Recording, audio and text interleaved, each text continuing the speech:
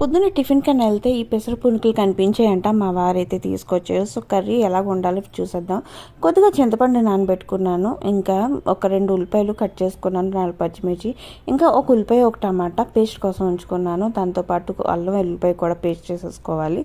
ఆ తర్వాత స్టవ్ వెలిగించుకొని పాన్ పెట్టుకొని కొద్దిగా ఆయిల్ వేసుకొని ఒక స్పూన్ వరకు జీలకర్ర వేసుకొని మంచిగా ఫ్రై అయ్యాక ఈ కట్ చేసుకున్న ఆనియన్, పచ్చిమిర్చి, తగినంత సాల్ట్, ఇంకా కొద్దిగా పసుపు వేసుకొని మంచిగా మగ్గనివ్వాలి. ఆ తర్వాత ఈ పేస్ట్ కూడా వేసుకొని ఈ పేస్ట్ బాగా మగ్గనివ్వాలి. దగ్గరగా ఆయిల్ తేలేదాకా మగ్గాక ఇందులో 2 స్పూన్ ధనియాల పొడి, తగినంత కారం వేసుకొని ఈ చింతపండు పులుసు వేసుకొని దాని తర్వాత ఇంకొక గ్లాసు వాటర్ వేసుకోవాలి. పునుకులు ఈ విధంగా ఘాట్ చేసుకుంటే పులుసు లోపలికి వెళ్ళి చాలా బాగుంటుంది.